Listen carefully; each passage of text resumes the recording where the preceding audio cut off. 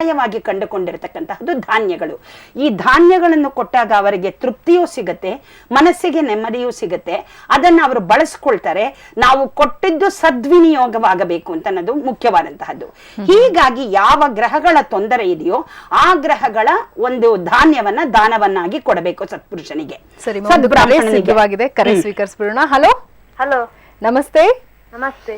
ಹೇಳಿಮ್ಮ, ನಿಮ್ಮ ಹೆಸರು ತಿಳಿಸಿ. ರಮ್ಯಾ. ರಮ್ಯಾ ಅವ್ರು ಎಲ್ಲಿಂದ ಕಾಲ್ ಮಾಡ್ತಿರೋದು ನೀವು? ಕಾರ್ಕಳದಿಂದ.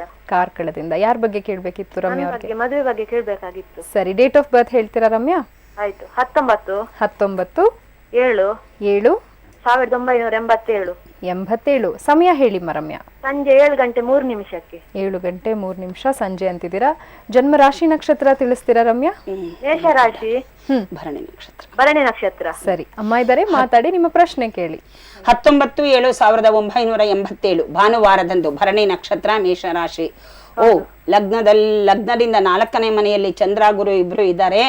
ನಿಮಗೆ ಗಜಕೇಸರಿ ಯೋಗ ಇರತಕ್ಕಂತಹ ಜಾತಕ ಇದು.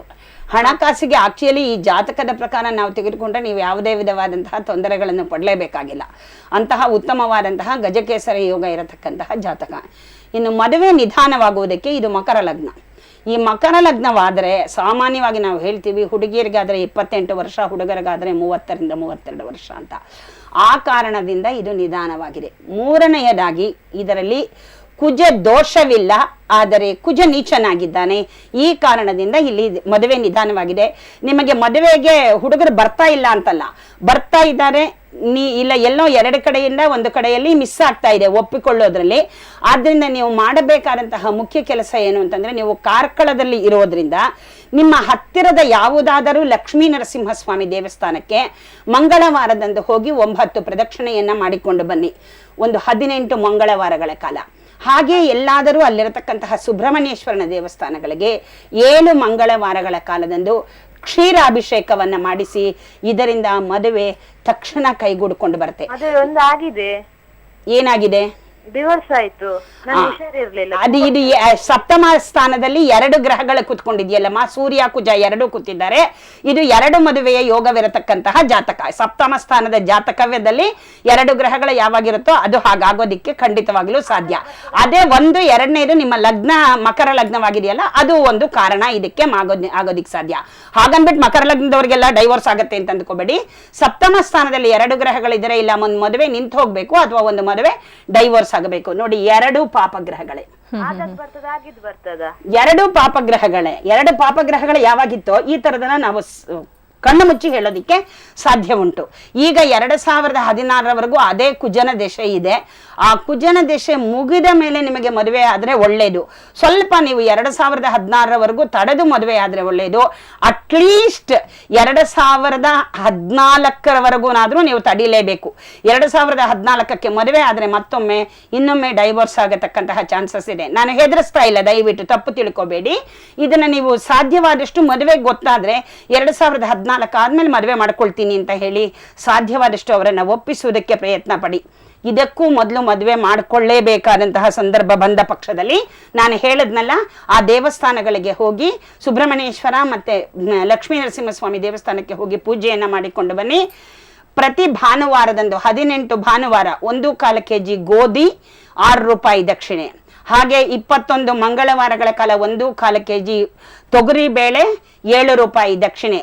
ಈಶ್ವರ ನವಗ್ರಹ ದೇವಸ್ಥಾನಕ್ಕೆ ಹೋಗಿ ನವಗ್ರಹಕ್ಕೆ 9 ಪ್ರದಕ್ಷಿಣೆ ಬಂದು ಅಲ್ಲಿನ ಅರ್ಚಕರಿಗೆ ಇದನ್ನ ದಾನವನ್ನಾಗಿ ಕೊಟ್ಟು ಈಶ್ವರನಿಗೊಂದೋ 2 ನಮಸ್ಕಾರ ಮಾಡ್ಕೊಂಡು ಬರಬೇಕು.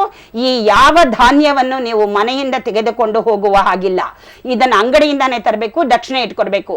ನೀವು ನಿಮ್ಮ ಮೊದಲನೆಯ ಮದುವೆಗೆ ಮೊದಲೇ ಈ ಕೆಲಸ ಮಾಡಿದ್ರೆ ಅದು ಮುರಿದು ಹೋಗ್ತಾ ಇರ್ಲಿಲ್ಲ. ಇದರಲ್ಲಿ ಸಪ್ತಮ ಸ್ಥಾನದಲ್ಲಿ 2 ಗ್ರಹಗಳಿರೋದ್ರಿಂದ ಇದು ಆಗತ್ತೆ ಅನ್ನೋದು ಖಚಿತವಿದೆ. ಮುಂದಿನ ಮದುವೆ ಸಕ್ಸಸ್ ಆಗುತ್ತೆ. ನಾನು ಹೇಳಿದ್ದಷ್ಟನ್ನ ಮಾಡಿ.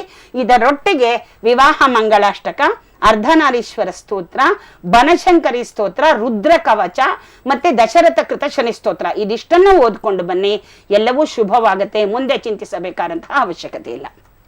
ಕರೆ ಮಾಡಿದ್ದಕ್ಕಾಗಿ ಧನ್ಯವಾದಗಳು ರಮ್ಯ ಅವರೇ. ಅಮ್ಮ ಆಗ್ಲೇ ತಿಳಿಸ್ಕೊಡ್ತಾ ಇದ್ರಿ, ಒಂದು ಪಾಪಗ್ರಹ ಒಂದು ಶುಭ ಗ್ರಹ ಇದೆ, ಧಾನ್ಯಗಳನ್ನ ಕೊಟ್ಟು ಸಂತೃಪ್ತಿ ಪಡಿಸೋದ್ರಿಂದ ಅದು ಸರಿ ಹೋಗಬಹುದು ಅದು ಸರಿ ಹೋಗಬಹುದು. ಧಾನ್ಯಗಳನ್ನ ಹೇಗೆ ಕೊಡಬೇಕು ಅನ್ನತಕ್ಕಂತಹದ್ದು ಮುಖ್ಯ. ಈಗ ಇವರ ಜಾತಕದಲ್ಲೇ ನೋಡಿದ್ವಲ್ಲ, ಸೂರ್ಯ ಕುಜ ಇಬ್ರು ಶತ್ರು ಗ್ರಹಗಳ ಮಿತ್ರ ಗ್ರಹಗಳಾದ್ರೂ ಸಹ ಎರಡು ಪಾಪಿ ಗ್ರಹಗಳು ಕೂತ್ಕೊಂಡಿದೆ. ಜಾತಕದಲ್ಲಿ ಡೈವೋರ್ಸ್ ಅನ್ನೋದಾಗಿದೆ. ಎರಡು ಮದುವೆ ಯೋಗ ಇವರಿಗಿರುತ್ತೆ, ದ್ವಿಕಳತ್ರ ಯೋಗ ಅಂತ ಖಚಿತವಾಗಿ ಹೇಳೋದಿಕ್ಕೆ ಸಾಧ್ಯ.